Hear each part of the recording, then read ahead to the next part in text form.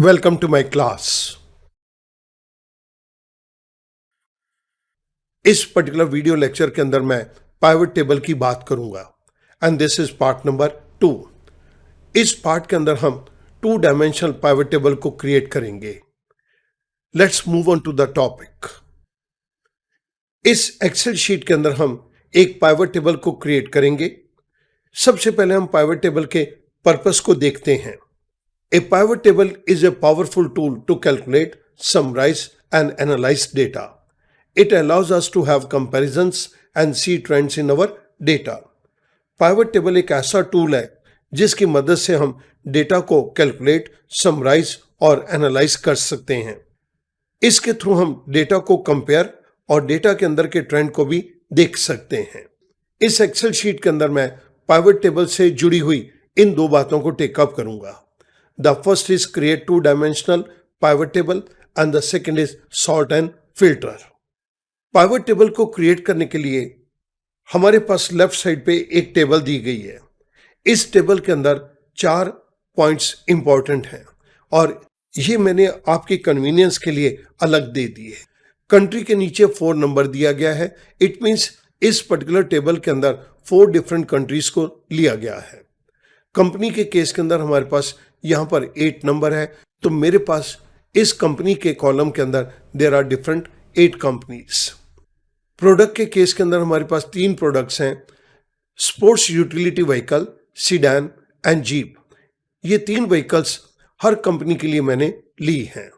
और ईयर के केस के अंदर 4 नंबर है। इट मीन्स हमने 4 डिफरेंट ईयर्स का इनका सेल्स का डेटा लिया है। This is all arbitrary in nature. और इसके बाद लास्ट कॉलम के अंदर हमने इन 4 सालों के व्हीकल्स की सेल के डेटा को ऐड किया हुआ है। सो कंट्री के अंदर वी हैव 4 कंट्रीज, कंपनीज के केस के अंदर we have different 8 companies and product के केस के अंदर हमारे पास 3 डिफरेंट व्हीकल्स हैं और यहां पर हमारे पास 4 डिफरेंट ईयर्स दिए गए हैं। लास्ट कॉलम के अंदर हमने इन डिफरेंट ईयर्स के अंदर सेल्स के डेटा को ऐड अप किया है। इस टेबल के अंदर दिया गया डेटा बहुत कॉम्प्लेक्स लग रहा है। हम इस डेटा को सिंप्लीफाई करना चाहते हैं और इसके लिए मैं 2 डायमेंशनल पाइवट टेबल को यहां पर बनाऊंगा। पाइवट टेबल को बनाने के लिए इस टेबल के अंदर किसी भी एक सेल के ऊपर आप क्लिक कर दीजिए। ये मैंने इस सेल पे क्लिक कर दिया। I go to insert tab. Insert tab के अंदर मैं लेफ्ट साइड पे पाइवट टेबल के टूल पर यहां पर क्लिक कर रहा हूं। जैसे मैंने क्लिक किया, मेरे पास यहां पर 2 ऑप्शंस अवेलेबल हैं, from table, arrange and from external data source. क्योंकि हमारा सारा डेटा एक ही टेबल के अंदर दिया गया है, इसलिए मैं first option from table arrange को सिलेक्ट करूंगा। मैंने यहां पे क्लिक कर दिया। जैसे ही मैंने क्लिक किया, मेरे पास एक pivot table from table arrange का डायलॉग बॉक्स अपीयर हो गया। इसके अंदर हमें 3 पॉइंट्स दिए गए हैं। सबसे पहला पॉइंट है सिलेक्ट ए टेबल अरेंज, कि टेबल अरेंज आपकी कौन सी है। स्टूडेंट, आप नोट करेंगे कि मैंने यहां पर क्लिक किया था तो एक्सेल ने ये पूरी की पूरी टेबल की रेंज को ऑटोमेटिकली सिलेक्ट कर लिया। इस टेबल ऑब्लिक रेंज के अंदर आप नोट करेंगे यहां पर लिखा है 2 डायमेंशनल पाइवट टेबल। ये मेरी एक्सेल शीट का नाम है और उसके बाद यहां पर B1 से I25 की रेंज ली गई है। सो ये B1 से I25 की रेंज को यहां पर कवर कर लिया गया। सेकेंड पॉइंट है choose where you want the pivot table to be placed. आप अपनी पाइवट टेबल को कहां बनाना चाहते हैं? क्या न्यू वर्कशीट पे बनाना चाहते हैं? बाय डिफॉल्ट तो एक्सेल ने न्यू वर्कशीट ली है और इसके रेडियो बटन को सिलेक्ट किया हुआ है, पर मैं न्यू वर्कशीट के ऊपर पाइवट टेबल को नहीं बनाना चाहता। मैं इसी एक्सेल शीट पर पाइवट टेबल को बनाना चाहता हूं। सो मैं एग्जिस्टिंग वर्कशीट के रेडियो बटन को सिलेक्ट करता हूं। जैसे ही मैंने सिलेक्ट किया तो मुझसे ये कहा जा रहा है आप लोकेशन बताइए कहां से आप अपनी पाइवट टेबल को बनाना चाहते हैं। मैंने यहां पर क्लिक कर दिया। मैं इस पर्टिकुलर पॉइंट से अपनी पाइवट टेबल को बनाना चाहता हूं। The third point is choose whether you want to analyze multiple tables. हमारे पास यहां पर तो मल्टीपल टेबल्स है ही नहीं, सो मैं इसको ब्लैंक ही रहने दूंगा एंड आई से ओके। जैसे ही मैंने ओके किया, मेरे पास पाइवट टेबल को बनाने का स्ट्रक्चर यहाँ पर आ गया। यहाँ पर मेरे पास 3 चीजें दी गई हैं। फर्स्ट है पाइवट टेबल। बाय डिफॉल्ट इसका नंबर 3 दिया गया है। जैसे जैसे हम टेबल्स को बनाते जाएंगे ये नंबर बढ़ता जाएगा। यहाँ पर दिया गया है to build a report choose fields from the pivot table field list. Report को बनाने के लिए आप fields pivot table field list से चूज करो। राइट साइड के ऊपर मुझे पाइवट टेबल फील्ड्स दिए गए हैं। स्टूडेंट बहुत ध्यान से देखिएगा, ये सभी वही फील्ड्स हैं जो कि हमारी टेबल के हेडर हैं। मैं इन पाइवट टेबल फील्ड्स को नीचे दिए गए 4 एरियाज के अंदर ड्रैग कर सकता हूं। मेरे पास 4 डिफरेंट एरियाज हैं, filters, columns, rows and values. मैंने कंट्री को यहां पर ड्रैग करके फिल्टर्स में डाल दिया। जैसे मैंने फिल्टर्स पे डाला, आप यहां पर कंट्री का एक ट्रायंगल देख रहे हैं, दिस द फिल्टर ट्रायंगल। जैसे मैं क्लिक करता हूं, मेरे पास 4 डिफरेंट कंट्रीज के नाम यहां पर आ गए। मैंने यहां पर कंपनी फील्ड को सिलेक्ट किया और इसको रोज में दे दिया। जैसे मैंने रोज के अंदर दिया, मेरे पास यहां पर 8 डिफरेंट कंपनीज हैं। इन 8 डिफरेंट कंपनीज के नाम यहां पर आ गए। यहां पर भी एक फिल्टर लगा हुआ है, आप इसको देख सकते हैं कि मैं किसी भी कंपनी को यहां सिलेक्ट कर सकता हूं।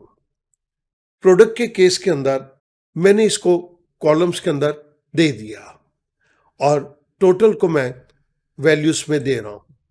मेरे पास एक 2 डायमेंशनल पाइवट टेबल रेडी हो गई। अब स्टूडेंट, इस टेबल के अंदर हम कुछ चीजों को करेंगे। Second point is sort and filter. तो पहले तो मैं आपको इनकी सॉर्टिंग को क्लियर कर देता हूं। मैं इस हुंडई मोटर कंपनी के नाम पर क्लिक करता हूं और सॉर्ट पर जाता हूं। Sort A to Z। मैंने A to Z पे क्लिक कर दिया। आप देखिएगा कि पहले हमारे पास हुंडई मोटर्स है, लेकिन जब मैं सॉर्ट A to Z करता हूं तो इन कंपनीज की सॉर्टिंग अल्फाबेटिकली हो गई। मैं एक बार दोबारा से सॉर्ट Z to A करता हूं। इन कंपनीज की सॉर्टिंग रिवर्स ऑर्डर के अंदर हो गई। इसी के साथ साथ अब मैं इस फिल्टर को टेकअप करूंगा। सबसे पहले हमें कंट्री का फिल्टर दिया गया है, तो मैंने ये क्लिक किया। इस जगह पर मैं इंडिया को सिलेक्ट करता हूं। आई से ओके। तो इंडिया के अंदर हमारे पास 2 कंपनीज हैं, टाटा मोटर्स और महिंद्रा एंड महिंद्रा। इन दोनों कंपनीज की डिटेल्स यहां पर आ गई। अब मल्टीपल सिलेक्शन को ले रहा हूं। इंडिया के साथ मैंने जापान को ले लिया। आई से ओके।